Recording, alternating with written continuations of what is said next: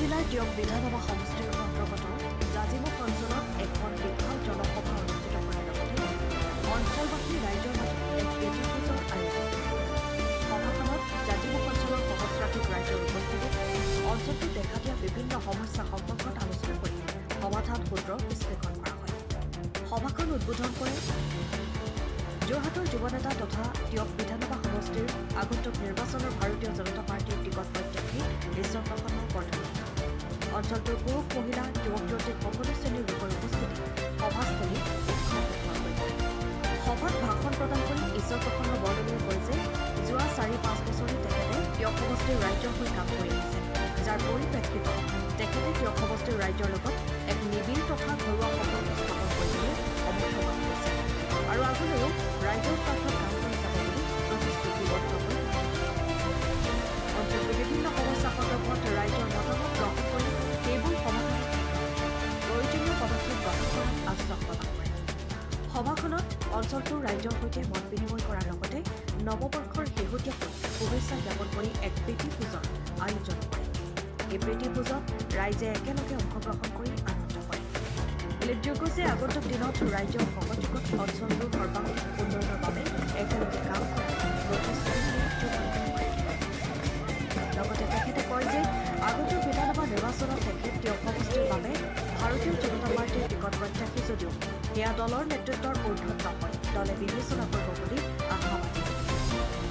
যোৰহাটৰ পৰা অনুভৱ বৰাৰ ৰিপৰ্ট।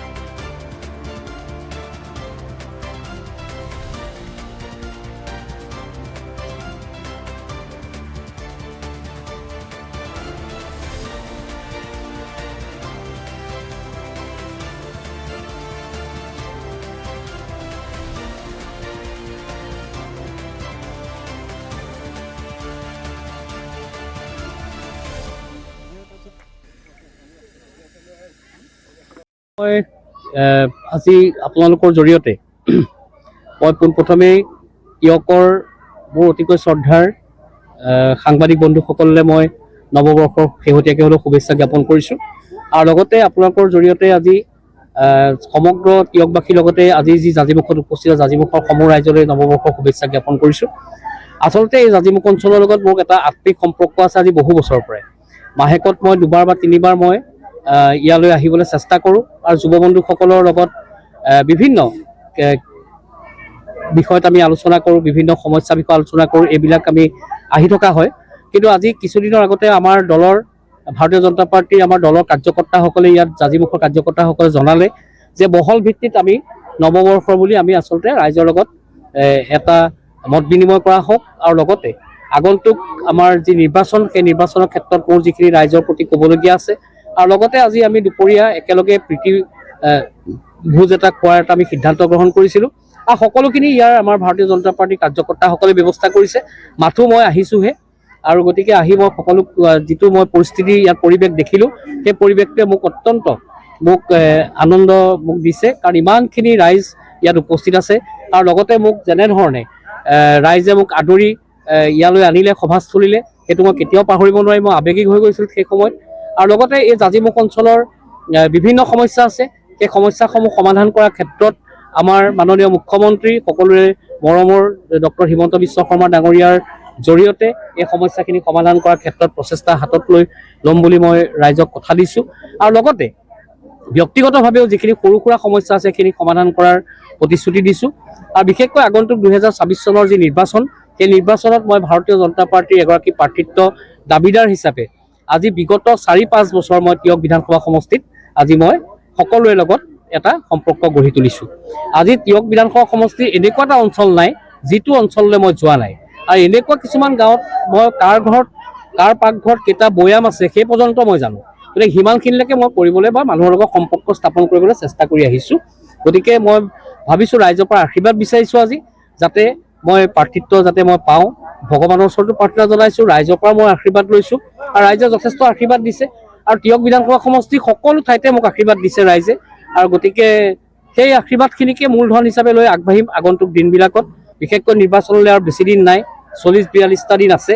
গতিকে এইকেইদিন নিৰবিচ্ছিন্নভাৱে কাম কৰিম ৰাইজৰ কাৰণে আৰু যেনেধৰণে 3-4 বছৰ কৰি আহিছোঁ এইকেইদিনো মই কৰিম আৰু আশা ৰাখিছোঁ দলৰ নেতৃত্বকো মই অনুৰোধ জনাইছোঁ আৰু লগতে মই তেখেতসকলৰ মুখ্যমন্ত্ৰী ডাঙৰীয়াক মই অনুৰোধ জনাইছোঁ, দলৰ আমাৰ সভাপতি ডাঙৰীয়াক অনুৰোধ জনাইছোঁ যাতে তেখেতসকলে সকলো দিশ চোৱা চিতা কৰি যাতে প্ৰাৰ্থিত্ব প্ৰদান কৰক।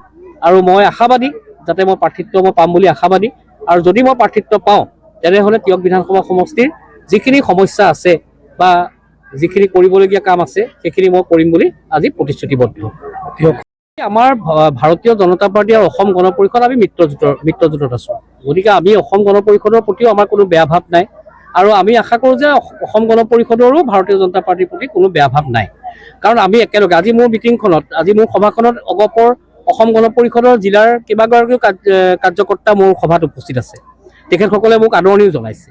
গতিকে মই ভাবিছোঁ যে আমি দুটা দল একেলগে যেতিয়া আমি আছোঁ, গতিকে নিৰ্বাচনতো আমি তেনেকৈ ধৰণে কাম কৰিম। গতিকে মই আশাবাদী যে কাইলৈ যদি দলে যি সিদ্ধান্ত ল'ব, দলৰ ওপৰততো আমি দলৰ ঊৰ্ধত নহয়, দলৰ নেতৃত্ব ঊৰ্ধত আমি নহয়, দলৰ নেতৃত্বই যদি কাইলৈ যি সিদ্ধান্ত ল'ব সেই সিদ্ধান্ত আমি মানি ল'ম। কিন্তু আমি যিহেতু এই টিয়ক বিধানসভা সমষ্টিত আজি যোৱা 5টা বছৰ প্ৰতিটো পৰিয়ালৰ সুখ দুখৰ সময়ত উপস্থিত আছোঁ। আজি ৰাতি 2টা বজাতো মোক বিচাৰে, 2টা বজাতো মই আহি উপস্থিত হওঁ। গতিকে মই আশা কৰিছোঁ দলৰ ওচৰত মই বিনম্ৰতাৰে অনুৰোধ জনাইছোঁ যাতে তেখেতসকলে ভাল ধৰণে পৰ্যালোচনা কৰি যাতে প্ৰাৰ্থিত্ব প্ৰদান কৰক।